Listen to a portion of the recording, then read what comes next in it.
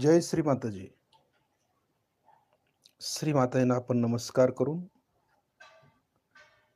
आपले दोन्ही हात श्री मातांच्याकडे.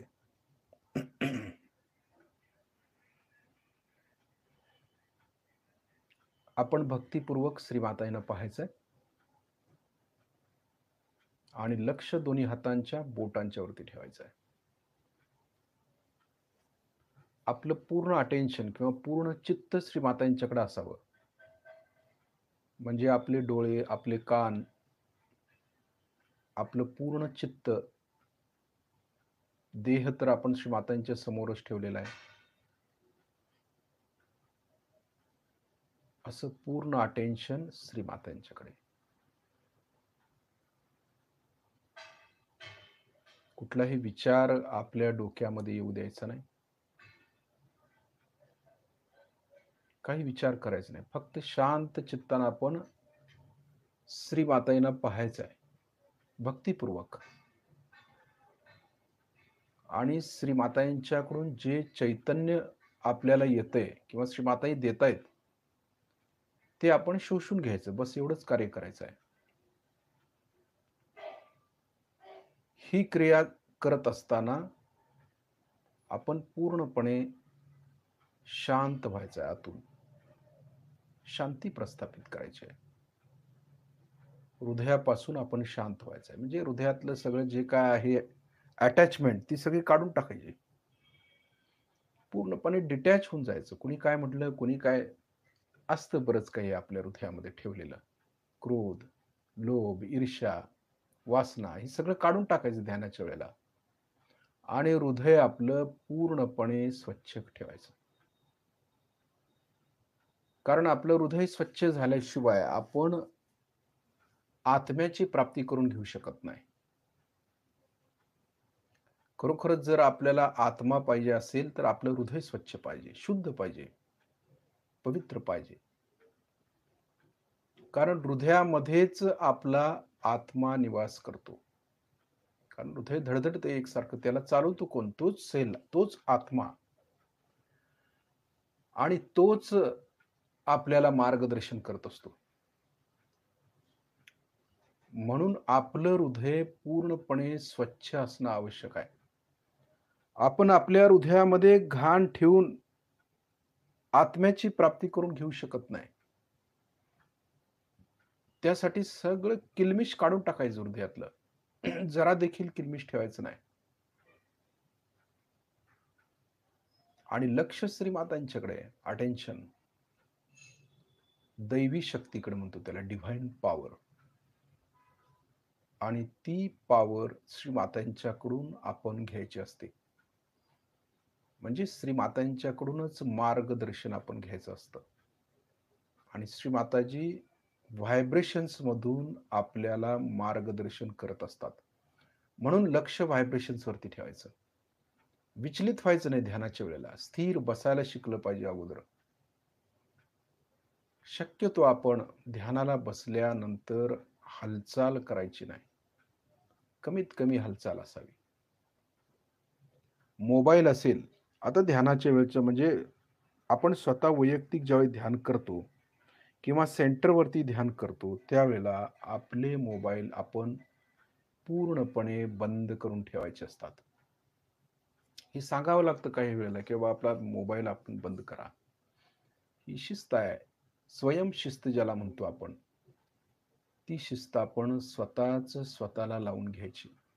सुरुवातीला आपण स्थिर बसायचं, त्यानंतर डिटॅच व्हायचा प्रयत्न करायचा असतो. ध्यानाला बसल्याबरोबर लगेच आपण ध्यान कधीही लावायचं नसतं. ते लागतच नसतं. हळूहळू आपण डिटॅचमेंट मिळवायची असते. म्हणजे जसं श्री मातांच्या समोर बसलो आहोत, तर श्री मातांशी आपण पहिला एकरूप व्हायचं साकार स्वरूपामध्ये.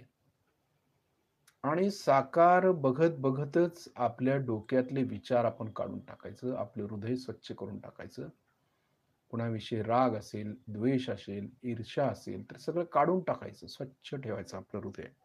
आणि त्यानंतर लक्ष आपलं व्हायब्रेशन्सकडे द्यायचं असतं. म्हणजे श्री मातांच्याकडून जे चैतन्य येतं ते चैतन्य आपण ग्रहण करायला शिकलं पाहिजे. म्हणजे सुरुवात इथून होते. अगोदर आपण स्वच्छ व्हायचं. जसं मीठ पाण्यातून आपण अगोदर स्वच्छ होतोच. मीठ पाणी करतोच आपण सेंटरवरती येत असताना.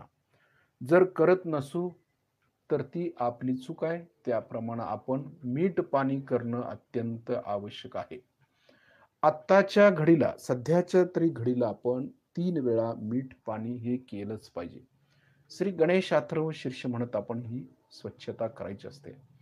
कारण गणेश ही स्वच्छतेची देवता आहे, पवित्रतेची देवता आहे. म्हणून आपण श्री गणेश अथर्व शीर्ष म्हणतो. कुठल्या वेळेला कुठले मंत्र म्हणायचे, कुठली स्तोत्र म्हणायची हे आपल्याला समजणं आवश्यक आहे. आपण सहजयुगी आहोत. आपल्याला कुठला आजार झालाय ते आपल्याला माहिती आहे. त्याप्रमाणे तोच मंत्र आपण म्हणायचा आहे किंवा तेच स्तोत्र आपण म्हणायचं आहे.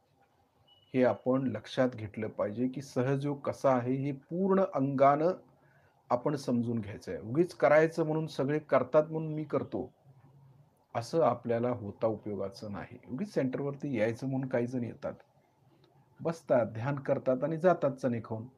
तसं आपलं होऊ नये. खरोखर आपण सहजयोगामध्ये कशासाठी आलो, आम्हाला काय मिळवायचं आहे, हे प्रत्येकाला समजणं आवश्यक आहे.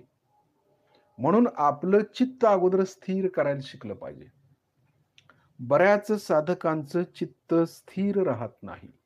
म्हणजे सेंटरवरती तर येतात, ध्यानाला बसतात, परंतु लक्ष मात्र आपलं विचलित असतं त्यांचं. कारण इकडे-तिकडे पाहणे किंवा मोबाईल घेणे हे प्रकार होतातच त्यामध्ये. म्हणून काही गोष्टी आपण स्वतःला शिस्त मानून ते बंद करून टाकायचं सगळं. ध्यानाच्या वेळेला पूर्णपणे डिटॅच व्हायचं असतं कधी पण. 24 तास आपण कसं आहे, आपल्या डोक्यामध्ये विचार येत असतात सारखे. सतत प्रपंचाचे विचार येत असतात. काही घटना घडलेल्या असतात प्रपंचामध्ये आपल्या बाबतीत. काही दुःखद घटना असतात, काही सुखद घटना असतात. परंतु हे आपण कायम आठवत असतो. प्रपंच करताना किंवा नोकरी करताना, बाकीच्या गोष्टी करत असताना आपल्या डोक्यामध्ये विचार सतत घोळत असतात आणि त्या विचाराला थांबावं म्हटलं तर ते थांबत नाहीत. सतत एक झाले की एक विचार पिक्चर बघतो ना, तसे त्याप्रमाणे ते विचार चालू असतात. मग याला कुठेतरी आपण थांबवणं गरजेचं आहे. आपल्यामध्ये शांती मिळवणं गरजेचं आहे. शांती प्रस्थापित केली पाहिजे ना आपल्यामध्ये. जर नाही झाली तर मग हे सगळं करून उपयोग काय आहे? आपल्या जीवालाच जर शांती नाही आहे, तर ह्या सर्व गोष्टी करून काही उपयोग नाही आहे आपला. म्हणून सहज योगामध्ये सर्वप्रथम आपण शांतता मिळवली पाहिजे. जी हृदयाची शांतता आहे, मनाची शांतता आहे, बुद्धीची शांतता आहे आणि शरीराची देखील शांतता आहे. म्हणजे आपण सहज योगामध्ये सर्वप्रथम शांती कशी मिळवायची हे शिकणं आवश्यक आहे. की आतून आपण शांत झालं पाहिजे. शांत व्यक्तिमत्व. हे फार महत्वाचं आहे सहजयोगामध्ये आणि आपल्याला जर शांती मिळाली, तर आपल्याकडे बघून लोकांना वाटेल, की ही शांतीप्रिय व्यक्ती आहे, समाधानी व्यक्ती आहे, आनंदी व्यक्ती आहे. हे आपल्याकडे बघून कळलं पाहिजे लोकांना. म्हणून हे सर्वप्रथम आपण मिळवलं पाहिजे. कलेक्टिव्हली आपण ज्यावेळेला ध्यान करतो, त्यावेळेला आपलं चित्त पूर्णपणे आत्म्याकडेच असायला पाहिजे. इकडं-तिकडं आपण पाहायचंच नाहीये. या काही गोष्टी ज्या आपण आहे, त्या लीडर लोकांनी साधकांना समजून सांगितलं पाहिजे. 1 तासभर तरी आपण सगळं विस्मरण झालं पाहिजे. 1 तास सगळ्याचा त्याग केला पाहिजे. मोबाईल सकट. काही सायलेंटवर देखील ठेवायचं नाही मोबाईल. दूरच डिटॅचच व्हायचं आहे. जर आपण मोबाईलपासून डिटॅच होऊ शकत नाही, तर मन आपलं कसं काय डिटॅच करायचं आपण? मनातून जे विचार येतायत ते कसं काढणार आम्ही? म्हणून ही फार मोठी महत्वाची गोष्ट आहे, की सर्वप्रथम आपण डिटॅच व्हायला शिकलं पाहिजे आहे. अलिप्तता. श्री मातांनी सांगितलं ना, सगळं करा, सगळं केलं पाहिजे आहे. म्हणून आपण काहीही करतो आणि ध्यान करायचा प्रयत्न करतो, तर तसं होत नाही ते. आपण मानव आहोत, आपण त्यामध्ये अडकायचं नाहीये. जर खरोखर आपल्याला आत्म्याची प्राप्ती करून घ्यायची असेल, तर खरोखरच आपण सुरुवातीपासूनच अलिप्तता हा गुण मिळवला पाहिजे. डिटॅच. निदान ध्यानाच्या वेळेला दिवसभर आपल्या हातात कदाचित मोबाईल असेल. सगळ्या गोष्टी आपण करत असू. नोकरीचं, धंद्याचं सगळे विचार आपल्या डोक्यामध्ये असतील. प्रपंचाचे विचार डोक्यामध्ये असतील. काही घटना वाईट घडले त्याच्या विचार आपल्या डोक्यामध्ये असतील. तर हे सर्व आपण ध्यानाच्या वेळेला विसरणं अत्यंत आवश्यक आहे.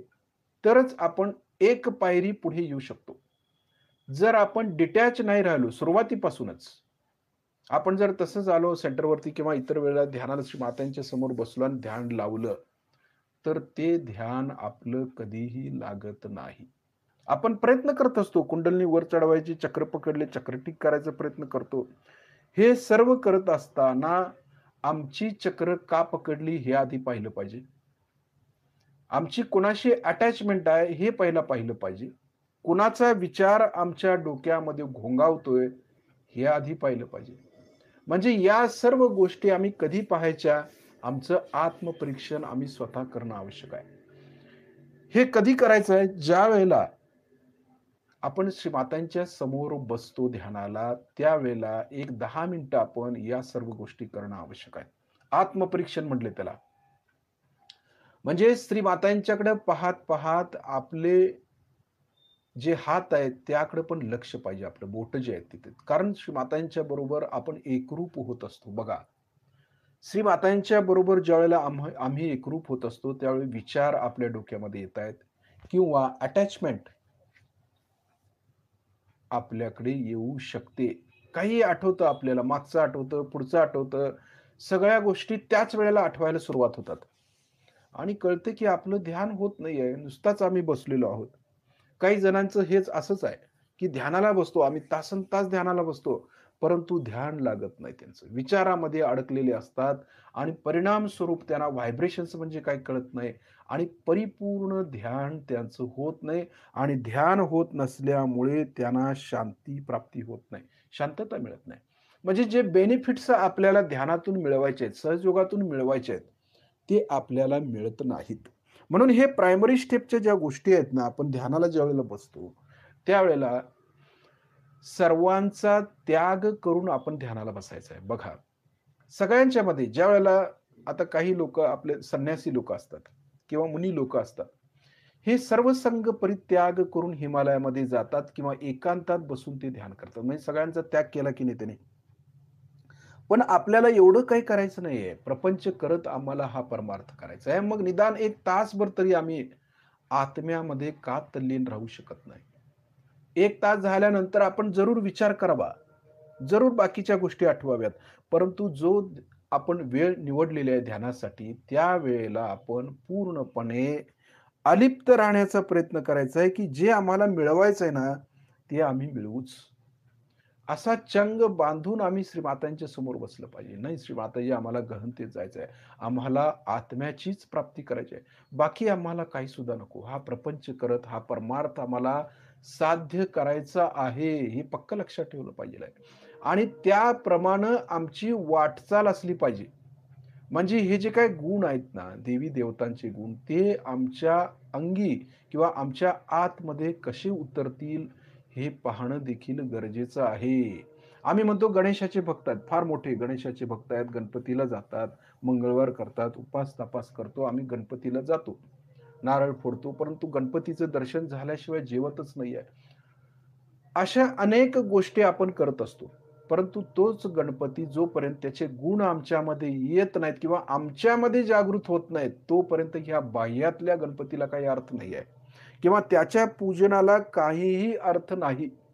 आम्ही कितीही गणपतीचं पूजन करा, कितीही मंत्र म्हणा, कितीही अथर्व शीर्ष म्हणा, त्याचा काही उपयोग होत नाही. जोपर्यंत तो गणपती आमच्या मूलाधार शक्ती केंद्रावरती जागृत होत नाही आणि त्यांचे गुण जोपर्यंत आमच्या आतमध्ये येत नाहीत, तोपर्यंत त्या गणपतीला मानणं म्हणजे सगळं व्यर्थच आहे. आणि त्याचं पूजन म्हणजे देखील काही अर्थच नाही त्याच्यामध्ये. हे सर्व आपल्याला श्रीमातांनी शिकवलेलं आहे. म्हणजे सहज योगामध्ये आपण मूर्तीपूजक व्हायचं नाहीये. कर्मकांडी व्हायचं नाहीये. हे श्रीमातांनी आम्हाला शिकवलेलं आहे. म्हणजे सर्व देवी देवता एकच आहेत. आपण काहीही घ्या. सर्व देवी देवता जसं लक्ष्मी आहे, राम आहेत, कृष्ण आहेत, गणेश आहेत, हनुमानजी आहेत, जसं अल्लाह आहे, येशू ख्रिस्त आहेत, जेवढे-जेवढे धर्मगुरू होऊन गेले, गुरु नानक आहेत, इब्राहिम आहेत, मोजेस आहेत, मोहम्मद पैगंबर आहेत. हे सगळे एकच आहेत. आम्ही त्यांच्यामध्ये विभागणी करू शकत नाही. हे सर्व आम्ही जगाला ओरडून सांगितलं पाहिजे, की सगळे धर्म हे एकच आहेत आणि हे धर्म जोपर्यंत आम्ही आत्मसाक्षात्कारी होत नाही, तोपर्यंत खरा धर्म आम्हाला समजणार नाही. म्हणजे काही जणांचं असं आहे, की हा धर्म म्हणजे मीच आहे, मी करतो तेच बरोबर आहे, आमचा धर्म श्रेष्ठ आहे, वगैरे, वगैरे. बऱ्याच जणांना असं वाटत असतं आणि ती वाटणं जे आहे ना, तेच त्यांना धोकादायक ठरतं.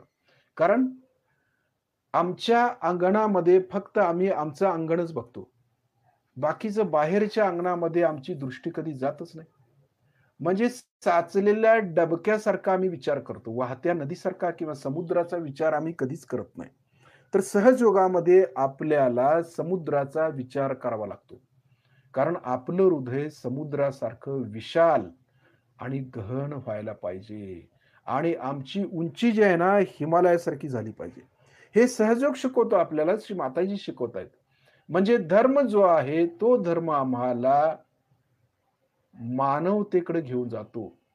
म्हणजे मानवाचं महामानव कसं व्हायचं, हे धर्म आम्हाला शिकवतो. आणि आत्म्याची जाणीव करून देतो, तो खरा धर्म. जो साहिब से मिलाए वही सद्गुरु कहलाए म्हटलंय ना, किंवा जो परमेश्वराशी एकरूप करून देतो, तो गुरु पण असतो आणि तोच खरा धर्म आपण जाणला पाहिजे, तिथंच देव जाणला पाहिजेल आहे, असं म्हटलेलं आहे ना. तर तसंच आपण सहजयोगामध्ये या सर्व गोष्टीचा अंगीकार केला पाहिजे आणि ध्यानाला बसताना आपण सुरुवातीलाच निर्विचार व्हायचा प्रयत्न करायचा असतो. हे सगळ्यात महत्त्वाचं आहे. कारण ध्यानाला आलो, बसलो आणि बंधन घेतलं आणि ध्यान केलं, असं होता उपयोगाचं नाही. कारण आपण ज्यावेळेला गहनतेत जायचं असतं, त्यावेळेला पायरी-पायरीनं जायचं. स्वतःही शिकायचं आणि दुसऱ्यालाही या गोष्टीचं ज्ञान दिलं पाहिजे. व्हायब्रेशन्स कशा येतात, कशाप्रकारे ते आपल्या आतमध्ये येतायत, कसं कार्य करतात, आपले चक्र जशी कार्य करतात, त्यातून चैतन्य कसं उत्सर्जित होतं, त्यामध्ये देवी-देवता आल्यानंतर त्या चक्रांची आपल्याला काय जाणीव होते आणि कुंडलिनी सहस्त्रारच्या वर गेल्यानंतर काय स्थिती होते आपली, हे समजणं आवश्यक आहे. स्वतःही समजून घ्यायचं आहे आणि उद्या आपण दुसऱ्यालाही मार्गदर्शन करायचं आहे. हे पक्कं आपण लक्षात ठेवणं गरजेचं आहे. आता श्री माताजींना पाहत-पाहत आपले डोळे आपण बंद करायचे आहेत. लक्ष व्हायब्रेशन्सवरती ठेवायचं. बघा, आपली जी 10 बोटं आहेत, त्या 10 बोटातून थोडंसं अंतर आहे बोटांच्यामध्ये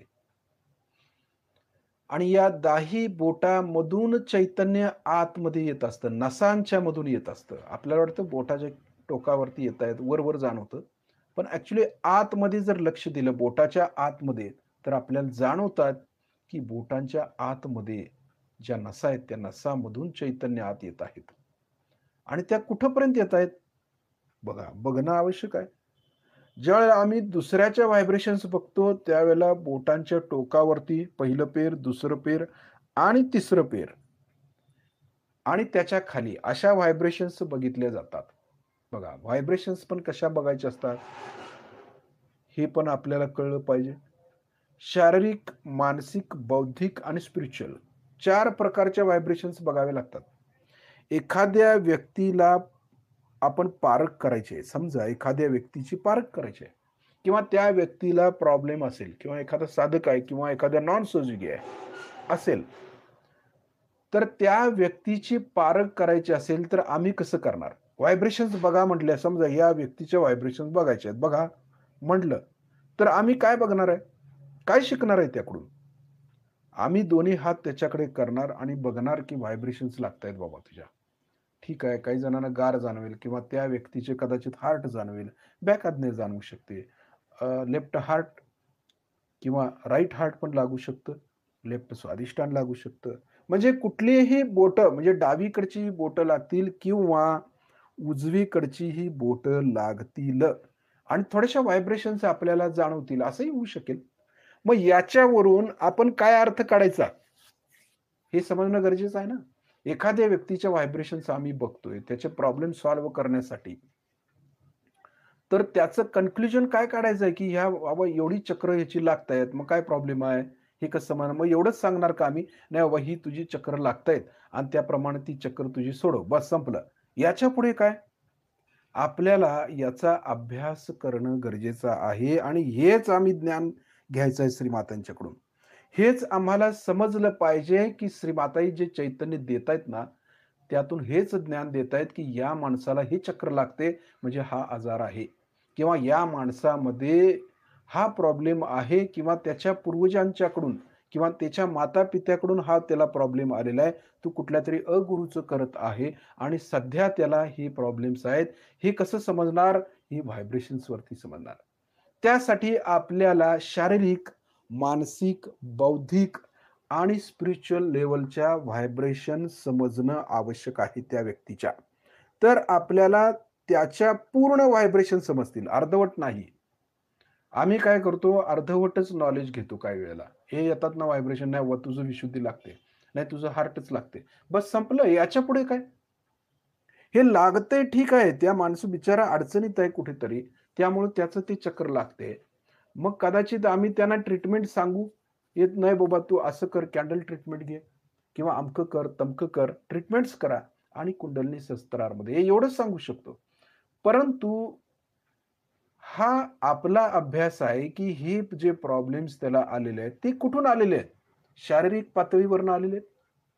का तो मानसिक किंवा बौद्धिक पातळीचा विचार करतो, त्यामुळे आम्हाला या व्हायब्रेशन्स आलेले आहेत, या पद्धतीच्या किंवा स्पिरिच्युअल लेव्हलच्या व्हायब्रेशन्स आहेत का?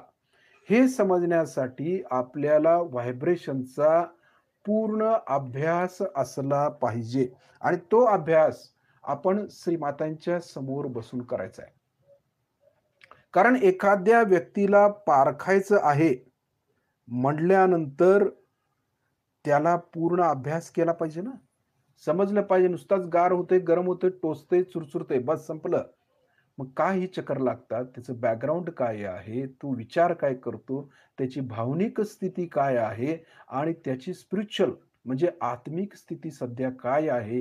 हे बघणं म्हणजे व्हायब्रेशन्स बघणं, परिपूर्ण व्हायब्रेशन्स बघणं. हे बघण्यासाठीच आपण श्रीमातांच्याकडून व्हायब्रेशन्स घेतो आणि त्याचं ज्ञान घेण्याचा प्रयत्न करतो. आणि हे हळू समजतं आपल्याला, की व्हायब्रेशन्स कशाप्रकारे येतात. किंवा ते कुठल्या पद्धतीचे आहेत. म्हणजे पहिलं जे पेर आहे, ते स्पिरिच्युअल लेव्हलचं आहे. दुसरं जे पेर आहे, ते मानसिक आहे आणि तिसरं जे पेर आहे, ते भावनिक आहे आणि त्याच्या खाली जे आहे, ते त्याच्या आईचं आणि वडिलांचं. अशा व्हायब्रेशन्स आपल्याला येतायत. म्हणजे ही जी बोटं आहेत ना, आपण जी म्हणतो ना, की व्हायब्रेशन्स आपण घेतल्या पाहिजेत. तर यासाठी, की माणसाला परिपूर्ण कसं घडवायचं किंवा त्याच्या व्हायब्रेशन्स परिपूर्ण कशा समजले पाहिजेत, यासाठीच आपलं लक्ष व्हायब्रेशन्सकडे असणं आवश्यक आहे. आपण कुठलं स्तोत्र म्हणतो आणि कुठलं स्तोत्र म्हटल्यानंतर ती देवता कशी समोर आलेली आहे, त्याच्या व्हायब्रेशन्स काय आहेत, हे देखील आपण लक्षात घेतलं पाहिजे ना. म्हणजे व्हायब्रेशनचे किती प्रकार आहेत, जेवढ्या व्यक्ती तेवढ्या व्हायब्रेशन्स असं म्हणायला काही हरकत नाही. म्हणजे याचा अभ्यास आम्ही करणं आवश्यक आहे की नाही का आहे? बघितलं पाहिजे ना, श्री माताजीने जे आम्हाला शिकवलेलं आहे, ते आम्ही परिपूर्णपणे घेतो की नाही घेतो? का आम्ही नुसताच लोकांना सहजोग सांगायचा आहे, स्वतः कुठेतरी ध्यान करत बसायचं आहे, गार वाटतं म्हणून ठीक आहे. परंतु ज्ञान कधी घ्यायचं आहे? ज्ञान घेतलंच पाहिजे ना आम्हाला श्रीमातांच्याकडून. हेच श्रीमाताजी आपल्याला शिकवत आहेत आणि श्रीमातांनी हेच शिकवायचा प्रयत्न केलेला आहे आणि इथून पुढे देखील आपण हेच शिकायचं आहे. कारण शिक्षण हे कधी संपत नसतं. हे जे ज्ञान आहे, हे ज्ञान कधीही संपत नसतं. ते कितीही मोठं झालो आपण तरी अजूनही ज्ञान शिल्लक असतं. ते कायम घ्यावंच लागतं. म्हणून आपण हळू हे ज्ञान घेणं आवश्यक आहे आणि सहजयोगाची परिपूर्ती गाठली पाहिजे आपल्याला. पूर्ण ज्ञान घेऊन हे ज्ञान आपण दुसऱ्याला देणं आवश्यक आहे. आता आपला डावा हात कुंडलिनी समोर ठेवायचा आहे आणि उजव्या हातानं आपली कुंडलिनी चढवायची आहे. बघा लक्ष व्हायब्रेशन्स वरती आहे, कुंडलिनी वरती आहे आणि हळू आपण कुंडलिनी वरती चढवतोय. आपल्या हाताबरोबर कुंडलिनी वर येते. पाठीच्या मणक्यातून देखील ती जाणवते. टाळूतून वर काढतोय, एक गाठ मारतोय. बघा. दुसऱ्या वेळेला परत कुंडलिनी वर चढवतोय. लक्ष कुंडलिनीवरती आहे. कळतं बाबा ते चक्रावरती आलेली आहे. नाभीवरती आली, वर आली, विशुद्धीवरती आली, आज्ञेवरती आली, सहस्त्रारमध्ये. आता सहस्त्रारमधून ओढून तिला वर काढतोय, 2 गाठी मारतोय. म्हणजे तिला वरती आपण बांधतोय, की ती सतत वर राहावी म्हणून.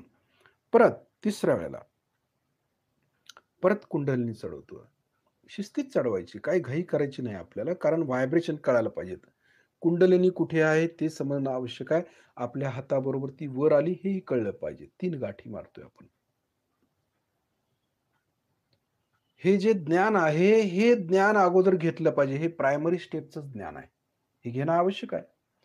कवच डावीकडून डोक्यावरून उजवीकडे हात.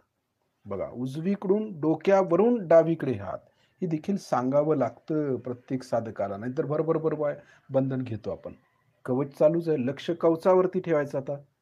हात आपलं कार्य करतं चैतन्यानं आणि लक्ष आपलं व्हायब्रेशन्सवरती जे कवच तयार होतंय ना आपल्या भोवतानी, तिकडं लक्ष द्यायचं आहे.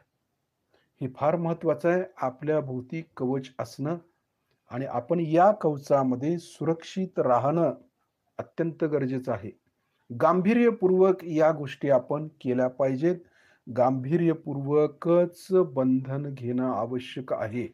श्री माताजींनी जे शिकवलेलं आहे, त्या सर्व गोष्टी आपण गांभीर्यानं केल्या पाहिजेत. कॅज्युअली घ्यायचं नाहीये आपल्याला. नाहीतर आपण वाया जाऊ. काही होईल काय सांगता येत नाही. नाहीतर मग फार मोठी सजुगी होतो, अमकं झालं, तमकं झालं. परंतु ध्यान किती करत होते? ध्यानाची गहनता किती होती? खरोखरच बंधन व्यवस्थित घेत होते का? हे बघणं आता अनिवार्य झालेलं आहे. आणि हे करणं गरजेचं आहे, आवश्यक आहे. हं. आता आपले दोन्ही हात श्रीमातांच्याकडे. लक्ष व्हायब्रेशन्सवरती. डोळे बंद आहेत आपले. आता ज्या व्हायब्रेशन्स येतायत ना, तिकडे लक्ष. आता जोरात फोर्सने येतात व्हायब्रेशन्स. खेचून घ्यायच्या आतमध्ये एकसारख्या. बघा, थंड व्हायब्रेशन्स वेगळ्याच प्रकारचे असतात. म्हणजे काही वेळेला फोर्स असतो व्हायब्रेशन्सला. आज का फोर्स आहे? आपल्याला माहिती आहे. बघा, दिवसावरती पण फोर्स अवलंबून असतो कुंडलिनीचा आणि व्हायब्रेशनचा. जसा निगेटिव्हिटीचा फोर्स असतो ना, तसा व्हायब्रेशन्सचा देखील फोर्स असतो. हे कळणं आवश्यक आहे आपल्याला. कारण सृष्टीमध्ये चंद्र, सूर्य, ग्रह, गोल, तारे जे आहेत, त्यांच्यामध्ये देखील बदल होतात. त्यावेळेला पृथ्वीवरच्या सर्व गोष्टीवरती त्याचा परिणाम होतो. माणसावरती देखील होतो. प्राणीमात्रांच्यावरती होतो. झाडावरती होतो. पाण्यावरती होतो. वाऱ्यावरती होतो. या सर्व गोष्टीवरती त्याचा परिणाम होत असतो. म्हणून आपल्यावरती देखील परिणाम होतात. जसं म्हटलं ना, श्री मातांनी अमावास्येला, पौर्णिमेला लवकर झोपावे, ते याच्यासाठी, की त्याचा इफेक्ट आपल्या चक्रावरती होऊ शकतो. म्हणून आपण कायम बंधनामध्ये राहायचं. आपण तर शस्त्राच्या वर राहतो. प्रत्येक जण प्रयत्न करतोय. शस्त्राच्या वर राहिला तर आपल्याला कुठल्याही प्रकारचा धोका होऊ शकत नाही. आपण कायम बंधनामध्ये राहू. परंतु वरती राहता आलं पाहिजे 24 तास. डोक्यामध्ये 100 विचार घेऊन आपण शस्त्रावर कसं राहणार? म्हणून अगोदर निर्विचार झालं पाहिजे. आता आपला उजवा हात हृदयावरती ठेवूया. आता जिथं हात ठेवलाय ना, तिथं आपल्या आत्म्याचं स्थान आहे. हे वेगळं सांगायला नको. इथं म्हणूया, श्री माताजी, आपल्या परमकृपेत मी शुद्ध आत्मा आहे, पवित्र आत्मा आहे, निर्मळ आत्मा आहे. मी हे मन, बुद्धी, शरीर, अहंकार काही नाही आहे. बघा, असं म्हणावं लागतं. कारण हे शरीर नष्ट होणार आहे. मन नष्ट होणार आहे. अहंकार नष्ट होणार आहे. काहीही शिल्लक राहणार नाही. राहणार आहे तो फक्त आपला आत्मा. आणि त्याला दुर्लक्ष करून आपण शरीराकडे जास्त लक्ष देतो. त्याचे चोचले पुरवतो. आणि शेवटपर्यंत आपण शरीराकडेच लक्ष देतो. आत्म्याकडे आपलं कधीही लक्ष जात नाही. त्यामुळे त्याला परत जन्म घ्यावा लागतो. म्हटले ना, सर्व धर्मामध्ये सांगितले, की 84 लक्ष योनीतून फिरून मग मानव जन्म मिळतो. मग त्याची किंमत आपल्याला करता येईल का? परत आम्ही त्याच योनीमध्ये जाणार आहोत का? प्राण्यांच्या मध्ये जाणार आहोत का? हे आपण लक्षात घेतलं पाहिजे, की एक दिवस आपल्याला जायचं आहे हे सोडून. ही कर्मभूमी आहे आपली. इथं काय कायमचं राहायला आलेलं नाहीये आपल्याला. परमेश्वरानं तात्पुरतं आपल्याला इथं ठेवलेलं आहे. फक्त साक्षात्कार घेण्यापुरतं. आत्म्याला जाणण्यासाठी. आणि आम्ही काहीतरी भलतंच करत बसतो सगळीकडे. म्हणून लक्ष आत्म्याकडे पाहिजे. या सर्व बॅकग्राऊंडचा विचार करतच आपण म्हणतोय, "श्री माताजी, आपल्या परमकृपेत मी शुद्ध आत्मा आहे." मग म्हणावं लागतं. त्याच्या मागचं जे कारण आहे ते समजून घेणं आवश्यक आहे ना. मग ह्या शरीरामध्ये, स्थूल शरीरामध्ये सूक्ष्म जो देह आहे ना, तो चैतन्याचा आहे. तो मी आहे, हे कळणं आवश्यक आहे. म्हणून हृदयामध्ये लगेच आत्म्याची प्रतिकृती आपलीच चैतन्याची तयार झाली पाहिजे, धारणा झाली पाहिजे तशी. ध्यान, धारणा, मग समाधी, मग परमात्म्याला भेटणं. निर्विचारिता, निर्विकल्पता आणि मग परमात्म्याला भेटणं, या सर्व गोष्टी आहेत त्याच्यामध्ये. लगेच आपण परमेश्वराला भेटू शकत नाही. पायरी-पायरीनं जावं लागतं. त्यानंतर आपला उजवा हात श्रीमाता यांच्याकडे करायचा आहे. डावा हात उजव्या हृदय चक्रावर ठेवायचा आहे. बघा, उजवा हात श्रीमाता यांच्याकडे, डावा हात उजव्या हृदय चक्रावरती ठेवायचा आहे. इथं म्हणूया, श्री माताजी, आपल्या परमकृपेत आम्हाला सहज योगाच्या मर्यादेत ठेवा. आम्ही आमची मर्यादा कधी ओलांडायची नसते. कुठल्याही गोष्टीमध्ये चालताना, बोलताना, कार्य करताना आपली मर्यादा कधी सोडायची नसते. आपली मर्यादा सोडली तर आपण माणसाचं माकड व्हायला वेळ लागत नाही. असं म्हणतात ना. मग आपण काय करतो हे आपल्याला समजत नाही, कळत नाही. आपली मर्यादा कधी ओलांडायची नाही. सहजयोगामध्ये तर नाही, बिलकुल नाही. ती गांभीर्य पाहिजे आमच्यामध्ये. हे रामाचं चक्र आहे, हे सीतेचं चक्र आहे. म्हणून रामचंद्र जे आहेत, ते आपला आदर्श आहेत. मानव, पूर्ण मानव. म्हणून ते आपला आदर्श आहेत. त्यांनी आपल्याला आदर्श घालून दिलेले आहेत. प्रपंच करताना आपण या आदर्शावरती चाललं पाहिजे. त्यांचा अभ्यास करायचा आहे आपण. प्रभू रामचंद्रांचा. आज प्रापंचिक अडचणी आम्हाला आहेत. भरपूर समस्या आहेत. मग त्या सोडवायच्या कशा?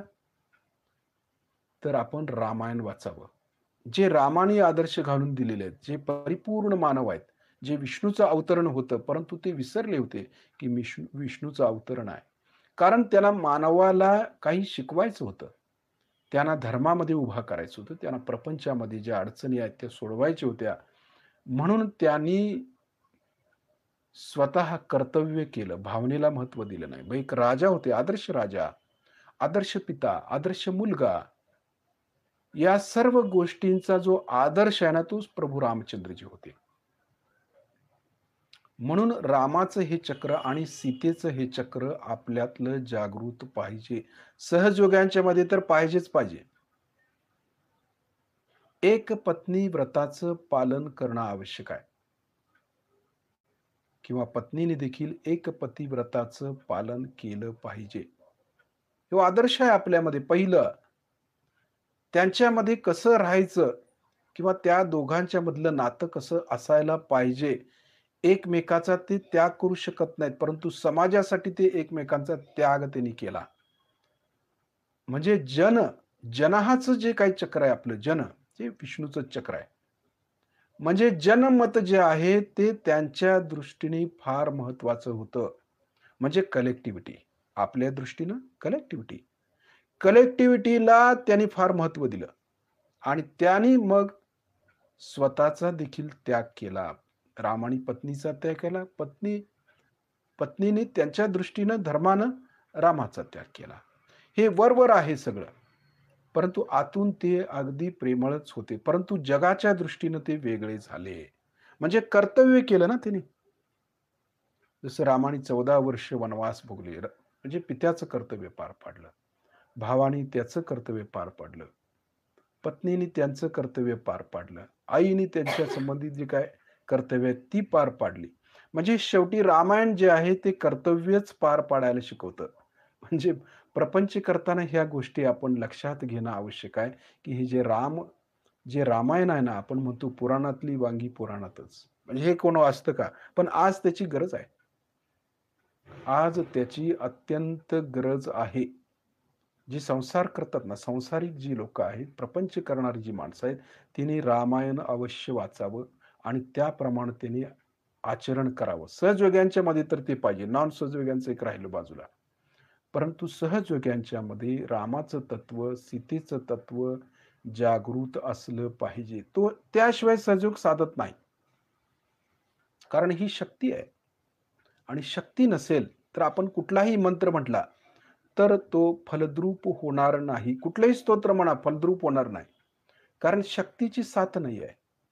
जोपर्यंत शक्तीची साथ नाही, तोपर्यंत काहीही करा, आपण उच्च स्थितीला जाऊ शकत नाही. म्हणून हे फार महत्वाचं आहे, की दोघांनी एकमेकाला पूरक असलं पाहिजे. हेच रामाचं तत्व आपल्याला शिकवतं. आता आपला डावा हात श्रीमातांच्याकडे करायचा. उजवा हाताचा तळवा आपल्या डोक्याच्या टाळूवर दाबून धरायचा. मान थोडी खाली झुकवायची. हात दाबून शिस्तीत फिरवायचा आहे आपल्याला आणि ज्या ठिकाणी लक्ष देऊन आपण म्हणायचं आहे, "श्री माताजी, आपण साक्षात श्री सहस्त्रार स्वामिनी आहात. कृपा करून आमच्या सहस्त्रदल कमलामध्ये विराजित व्हा." शिस्तीत म्हणायचंय, भक्तीनं म्हणायचंय, श्रद्धेनं म्हणायचंय. उगीच करायचं म्हणून करायचं नाहीये सहजोग.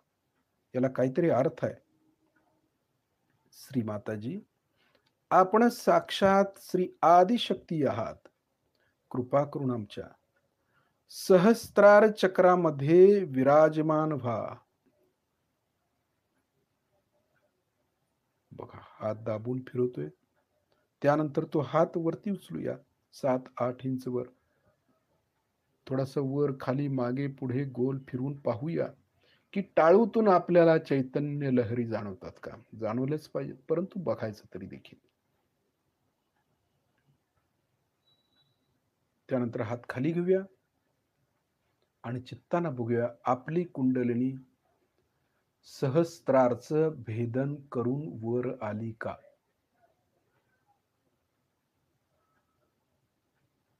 सहजमध्ये समाधान. म्हणजे ध्यानाचं समाधान कधी होईल? ज्यावेळी आम्ही पार होऊ. म्हणजे कुंडलिनीनं शस्त्रार्थ भेदन करून ती पार झाली, की मग आम्हाला शांती मिळायला सुरुवात होते. आनंद मिळतो, समाधान मिळतं. कारण त्या चैतन्याच्या आनंदामध्ये आम्ही राहतो. कारण ही शक्ती त्या परमात्म्याशी जोडली गेली, की मग आनंद मिळायला सुरुवात होते. देहातीत अवस्था आहे. म्हणजे प्रापंचिक कर्म आम्ही करतो त्यासाठीच म्हटले, की थोडासा त्याग केला पाहिजे. थोडंसं ध्यानाच्या वेळेला करायला काय हरकत आहे? थोडी सवय लावून घ्यायची, नाहीतर काय कायमस्वरूपी आपण इथंच राहणार आहोत का?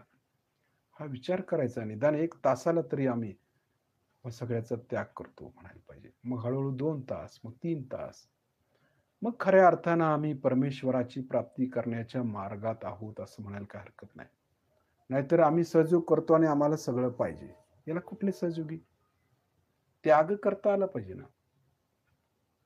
जे मिळालं ठीक आहे, नाही मिळालं काही अडचण नाही. आम्हाला आत्मा तर मिळालेला आहे. त्याच्या आनंदामध्ये आम्ही राहू. हे फार महत्वाचं आहे. हे कोणालाही मिळत नाही. त्याचा अभ्यास असावा लागतो. त्याला त्याचा पिंडच असावा लागतो. म्हणतात ना पिंड. त्याचा पिंडच पाहिजे, की हे मिळवायचंच आहे. साधकच पाहिजे आम्हाला.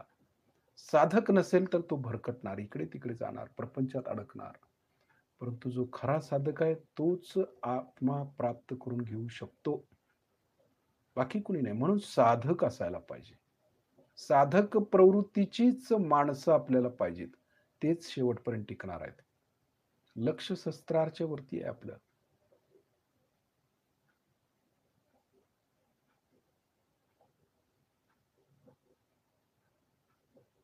पूर्णपणे शस्त्राच्या वर जायचं. हळू आपली कुंडलिनी शस्त्राच्या वर न्यायची आपल्याला. बघा, शिस्तीत न्यायची. जाणवलं पाहिजे, की कुंडलिनी वर येते, इकडं जाते, तिकडं जाते. समजतं कशा पद्धतीने ती वर येते. का नुसताच गार होते. शंकराच्या जटेतनं जशी गंगा येते ना, ती गंगा अगदी फोर्सनं वर आली पाहिजे. म्हणजे भक्ती पाहिजे ना तेवढी. की नाही नुसता शिवांच्या चित्राला कवटाळून बसायचंय, मूर्तीला कवटाळून बसायचंय. ते तत्व आत आलं पाहिजे आमच्या. जसं कुठल्याही देवतेला घ्या, आम्ही मानतो, मंदिरात जातो, मस्जिदमध्ये जातो, चर्चमध्ये जातो, परंतु तिथं काही सुद्धा मिळणार नाही आपल्याला. जोपर्यंत आतमध्ये आत्मा जागृत होत नाही, तोपर्यंत परमात्मा काय कसं कळणार? हेच जगाला सांगायचं आहे ना आपल्याला. बाह्यात काही सुद्धा नाही, आतमध्ये सगळं आहे. ही प्राप्ती झाली पाहिजे आम्हाला आता. जर आम्ही लोकांना नाही सांगितलं, तर कोण सांगणार आहे मग जगाला ओरडून? खरं काय सांगायला नको? ती वेळ आलेली आहे आता. प्रत्येकानं आता सांगणं गरजेचं आहे खरं काय ते. आणि जे खोटं आहे ते पूर्णपणे बंदच केलं पाहिजे. ही स्थिती आपली पाहिजे. लक्ष शस्त्राच्या वरती ठेवायचं आहे आपलं हळूहळू. कुंडलिनी शस्त्राच्या वर. आता वरच्या चक्रांच्या वरती आहे कार्य. खाली ठीक आहे, काही अडचण नाही. कुंडलिनी फोर्सने येते. आता वर, वर, वर, वर जातोय. बघायचं आहे, वरतीच राहायचं आहे ना. कनेक्शन लागलं की खाली कशाला यायचं? काही वेळेला येतो ती चक्र ठीक करण्यासाठी, पाया मजबूतीसाठी. आता मजबूत होतोय तर वरती लक्ष पाहिजे.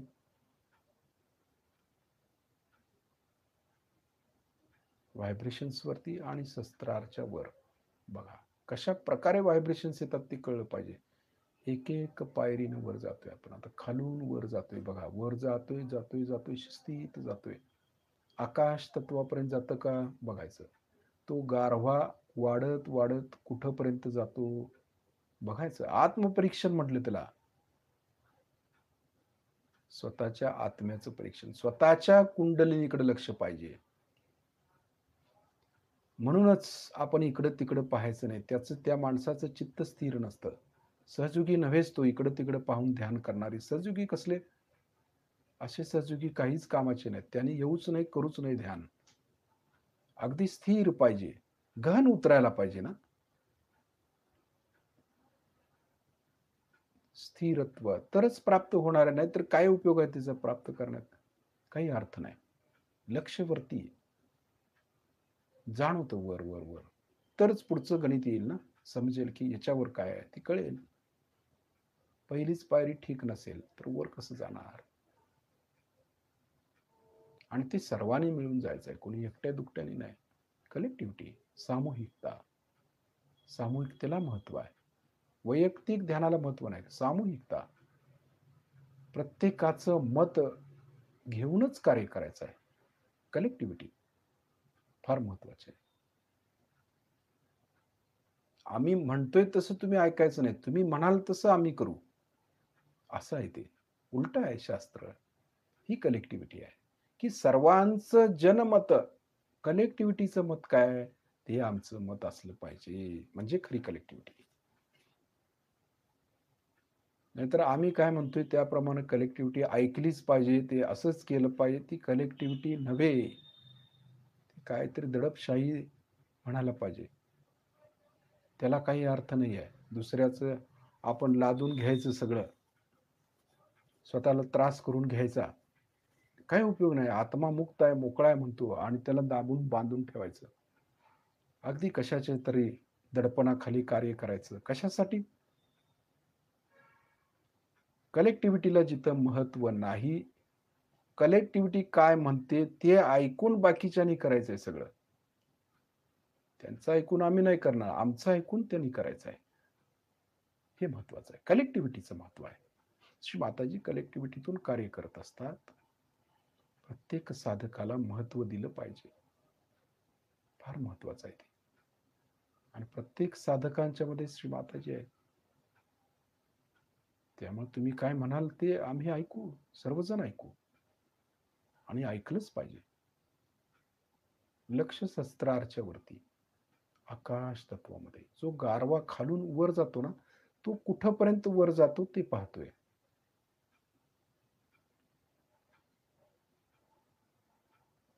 एकसारखं वरती जातोय. एकसारखं बरोबर. गार, थंड. ही थंडतेची जाणीव जी आहे ना, ती टिकवायची आपल्याला वर. ती कितीपर्यंत वर जाते ते पाहतोय. कारंजासारखं. गंगा. Spiritual level. स्पिरिच्युअल ताकद आहे ती. की आमच्या शुद्ध इच्छेनं आम्ही उच्च स्थितीला जातो. शुद्ध इच्छा आहे, नाही मला वर जायचं आहे. अशी विल पॉवर लागली पाहिजे तिथे, की नाही या शरीरामधली संपूर्ण ताकद आम्ही वर काढलेली आहे. संपूर्ण चैतन्य आम्ही शस्त्रारमधून वर काढलेलं आहे. झेप घेतलेली आहे आम्ही वर. जसं हनुमानाने झेप घेतली ना, पवनपुत्र हनुमान. झेप घेतली एका लांघेमध्ये भवसागर पार केलं त्याने. सागर म्हणा, पण आपल्यात भवसागर. तीच हनुमानजी. आणि त्यांचीच शक्ती आमच्यामध्ये कुंडलिनीच्या रूपात. तीच कुंडलिनी. हनुमानजींचीच ताकद आहे ना ती वायुतत्व. वायूतूनच वर जाते ना ती. म्हणजे हनुमानजीच आहे. म्हणून उड्डाण करतोय ना आपण वर.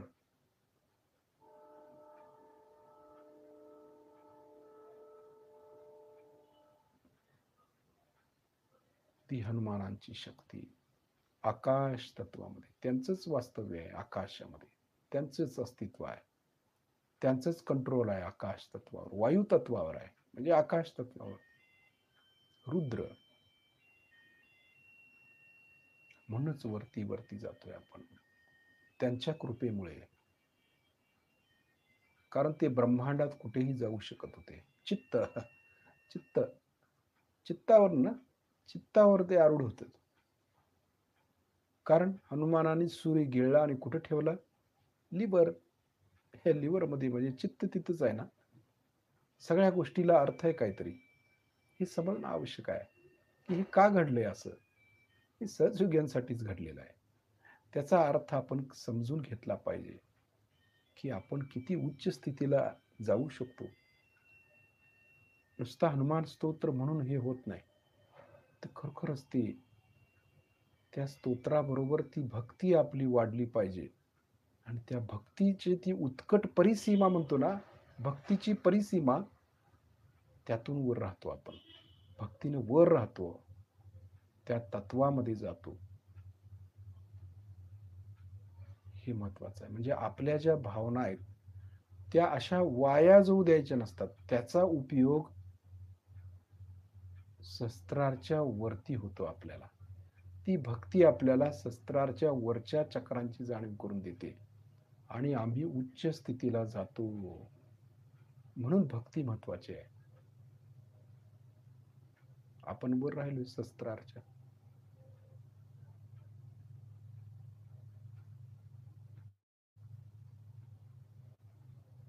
काही विचार नाही, काही नाही, काय नुसता शून्य स्थिती आहे. फक्त जाणीव.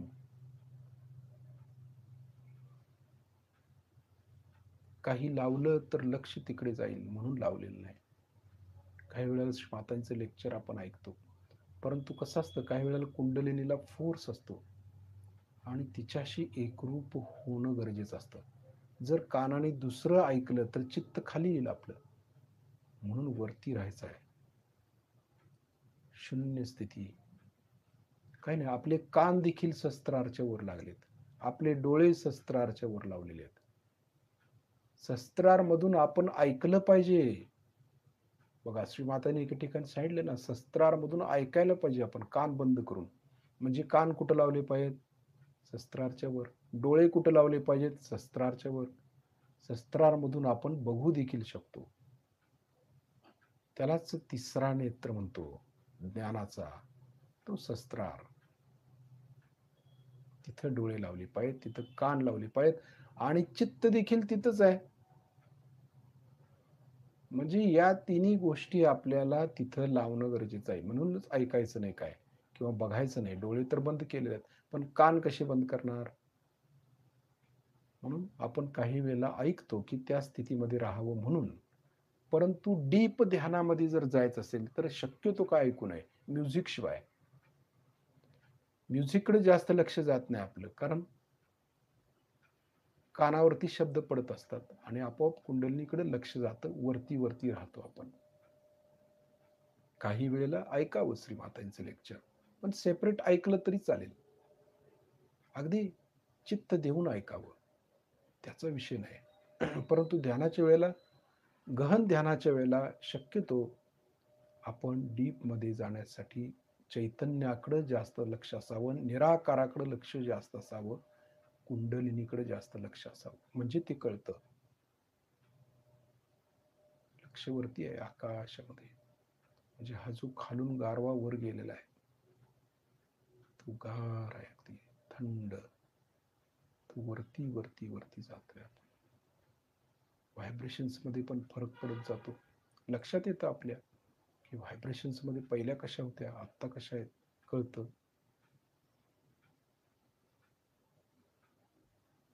हे ध्यान की जोडलं गेलोय आपण पूर्णपणे, परिपूर्ण.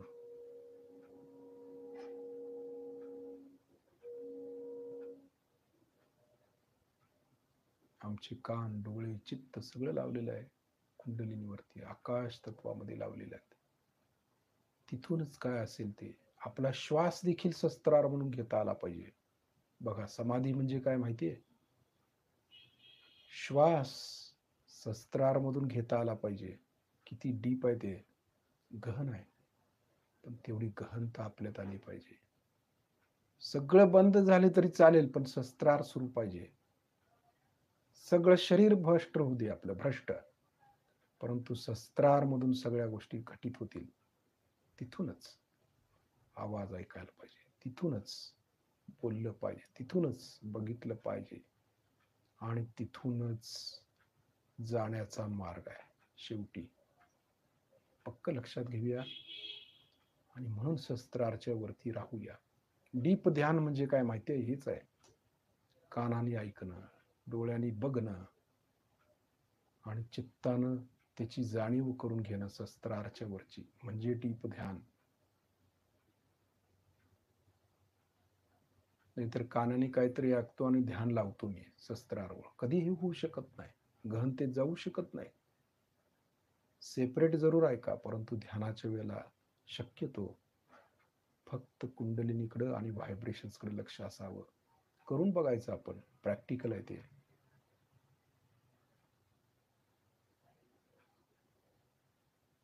श्री मातांचं लेक्चर आपण जरूर ऐकावं, कधी कधी ऐकावं, नाही असं नाही ध्यानाच्या वेळेला, परंतु इतर वेळेला रोज तर जरूर ऐकावं, खास ऐकावं. त्याच्याशिवाय मार्गदर्शन नाही मिळत. परंतु सेपरेट एक तासभर जरूर काढावं आणि ऐकावं श्री मातांचं लेक्चर, अगदी पूर्ण चित्त देऊन ऐकावं. परंतु गहन ध्यानाच्या वेळेला काय होतं की लक्ष तिकडं जातं आणि ध्यान खाली येऊ शकतं, जाणीव असते आपल्याला, परंतु गहनतेत जाता येत नाही. म्हणून सेपरेट ऐकावं, ते प्रयत्न करून बघावा. लक्ष वरतीच आहे आपलं, वर वर वर जातोय आपण गहन ध्यानामध्ये.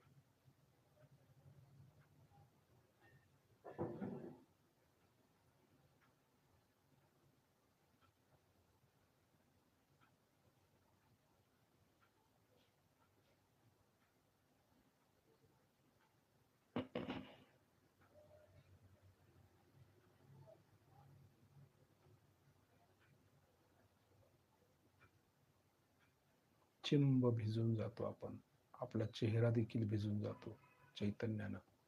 लक्ष पूर्ण वर आहे आपलं, पूर्ण वर गार गारवा, पूर्ण आकाश तत्वापर्यंत गारवा, खालून वर. किती गार, किती उंची, त्याची उंची किती, तिथपर्यंत आपण गेलोय, त्या उंचीपर्यंत गेलोय की तो गारवा आकाश तत्वापर्यंत आहे. ती स्थिती आहे, ती बघायला पाहिजे ना, तिचं मोजमाप बघितलं पाहिजे. खरोखर वर आहे का, गार वाटतं, बरं वाटतं, समाधान वाटतं एक प्रकारचं की गार आहे वर, शांतता आहे, तृप्ती आहे, आनंद आहे. आणि हेच ध्यानातून प्राप्त व्हावं आपल्याला सर्वांना, श्रीमातांची इच्छा आहे. म्हणून पहाटेच्या ध्यानामध्ये हे अशा प्रकारे करावं लागतं. परिपूर्ण ध्यान हेच आहे. कानाने ऐकावं, शस्त्रारमधून, डोळ्यांनी शस्त्रारमधून पहावं, चित्त शस्त्रारच्या वर लावावं, देहातीत अवस्था, श्वास शस्त्रारमधून घ्यावा, त्याला डीप सहजयोगी म्हणायचं.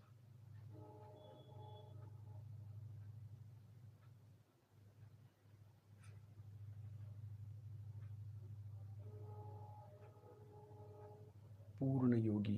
श्री माताईंनी सगळं दिलेलं आहे आपल्याला, फक्त कृती करायचं राहिलेलं आहे. ती मात्र जमत नाही आपल्याला, पण ते जमलं पाहिजे. आता इथून पुढे प्रयत्न केला पाहिजे की खरोखर जे श्री माताईंनी सांगितलेलं आहे ते सत्यात उतरवलं पाहिजे आपल्याला सर्वांना. नुसतं ऐकून सोडायचं नाही. श्री माताईंचे जे लेक्चर्स आहेत डीपमध्ये सांगितले, जरूर ऐकायचं सेपरेट. खरोखर श्री माताईंनी जे सांगितलेलं आहे अप्रतिम, आणि प्रॅक्टिकलमध्ये ते आलं पाहिजे. नुसतं ऐकून सोडायचं नाही, प्रॅक्टिकल हे फार महत्वाचं आहे. श्री माताईंचं नाव झालं पाहिजे सगळीकडं, आईचं नाव झालं पाहिजे आपल्या. तिनं जे सांगितलेलं आहे ती सगळ्या जगामध्ये पसरवलं पाहिजे आपल्याला. आणि खरं वर नको आहे, डीप डीप ज्ञान पोचवलं पाहिजे आहे. ती प्रत्येकाचं कर्तव्य आहे, कोणा एकट्या दुकट्याचं नाही आहे, सगळ्यांचं कर्तव्य आहे. ते त्यांनी पार पाडलं पाहिजे. हेच कार्य आहे आपल्याला सहयोगाचं. प्रचार प्रसार तर करतोच आहे, परंतु डीप ध्यान हे कसं आहे हे कळणं गरजेचं आहे ना, आणि ते पोचवणं गरजेचं आहे. वर करायचं जीवच नाही त्याच्यामध्ये उपयोग काय आहे? सहयोग करतो पण रोग बरे होत नाही, सहयोग करतो पण विचार येतो, सहयोग करतो पण अडचणी येत आहेत. मग काय चुकतंय आपलं ते बघायला पाहिजे ना. हे कोणी सांगायचं? हे महत्वाचं आहे त्यातलं. म्हणजे पियुषांचे पियुष कल्पवृक्ष तयार झाले पाहिजेत असे. ही श्री मातांची इच्छा आहे. लक्षवरती आहे आपलं, पूर्ण उच्च स्थितीला.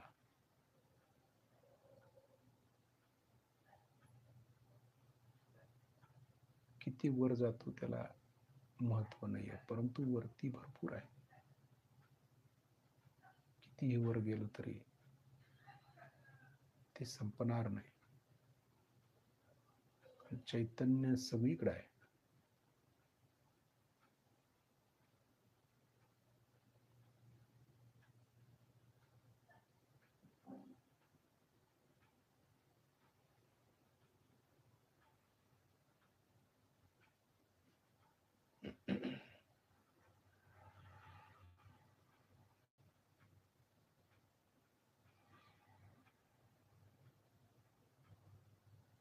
पूर्ण भिजून जातं सगळं, शस्त्रार भिजून गेलं. हे महत्वाचं आहे.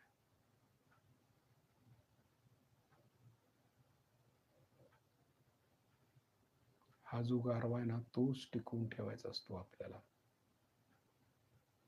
परिपूर्णता.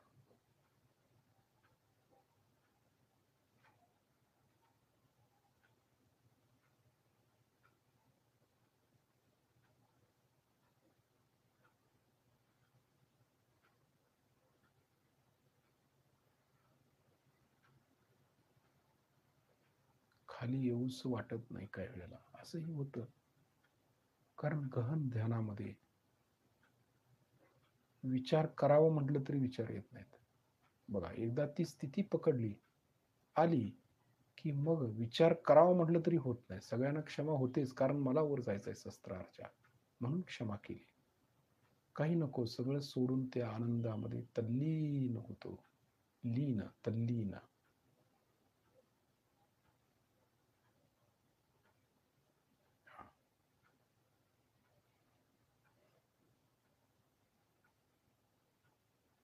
आता हळूहळू काय करायचं, शिस्तीत आपले डोळे उघडायचे आणि श्रीमातांना पाहायचं.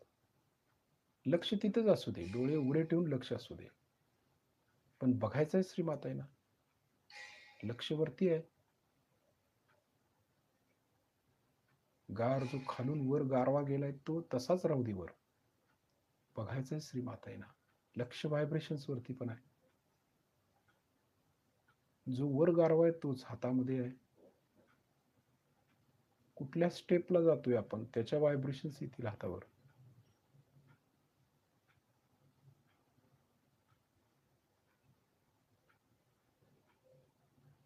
शरीर पूर्णपणे हलकं होतं त्याच्याने, काय कळतच नाही. अशी स्थिती आहे, म्हणजे पूर्ण आत्मा परमात्म्याशी जोडला जातो, अजूनही जोडला जातो. डोळे उघडे ठेवा, बंद करा, काही फरक पडत नाही. वरची स्थिती आहे ती, आतली स्थिती आहे ती बदलत नाही. सुगंध पण येतात वेगवेगळे. आत्म्याचा गुणधर्म आहे तो, सुगंध प्रदान करतो तो. सुगंधित शांती, आनंद, समाधान, सौख्य, तृप्ती सगळं मिळतं त्या ध्यानानं.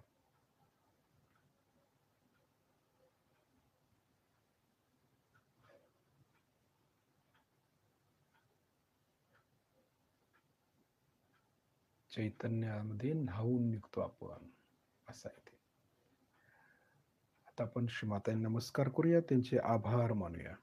श्रीमाताजी, आपल्या चरणाशी कोटी कोटी प्रणाम, कोटी कोटी प्रणाम. तर शिस्तीत पुन्हा एकदा आपण हळूहळू बंधन घ्यायचंय आपल्याला. डावा हात उजव्या हातानं कुंडलिनी वरती चढवायची आहे. शिस्तीत शिस्तीत चढवायची. आता आपल्याला माहिती आहे की कुंडलिनी चैतन्याशिवाय वर येत नाही. हातामध्ये चैतन्य आहे, एक गाठ मारतोय. बघा फरक लक्षात येतोय का बघायचा ध्यानाचा. जे आपण करतोय स्वतः त्यातून किती फरक पडतो दुसऱ्या वेळेला कुंडलिनीवर चढवतोय. लक्ष कुंडलिनीवरती, पाठीच्या मणक्यातून ती वर येते, कळतं. 2 गाठी मारतोय. तिसऱ्या वेळेला शिस्तीत शिस्तीत. हे कळणं आवश्यक आहे की कुंडलिनी कशी वर येते आपल्या हाताबरोबर. 3 गाठी मारतोय आपण, हे कळणं गरजेचं आहे. कवच डावीकडून डोक्यावरून उजवीकडे हात, उजवीकडून डोक्यावरून डावीकडे हात. कवच तयार झालं. आता कवचाकडे लक्ष द्यायचं. 7 वेळा हात इकडून तिकडे होतील डोक्यावरून. लक्ष आपलं कवचाकडे पाहिजे. बघा किती महत्वाचं आहे हे. नुसता बंधन जरी आपण व्यवस्थित घेतलं ना तरी देखील आपलं संरक्षण होतं. श्री मातांनी सांगितलेलं आहे, बाहेर पडताना बंधन घ्या, घरात आल्यानंतर बंधन घ्या, पण बंधन व्यवस्थित बसायला पाहिजे. जसं आपण घेतो ना आता लक्ष त्या ठिकाणी पाहिजे, मग ते बंधन झालं. नाहीतर नुसताच बंधन घ्या, त्याला हातवारे करून काय उपयोग नाही. त्याला कुंडलिनीची आणि चैतन्याची साथ पाहिजे. ही कवच लक्षात घेतलं पाहिजे. तर उद्या दिवसभर आपण आपलं लक्ष शस्त्राच्या वर ठेवावं आणि आपल्या कवचावरती आपण ठेवावं. जय श्री माताजी.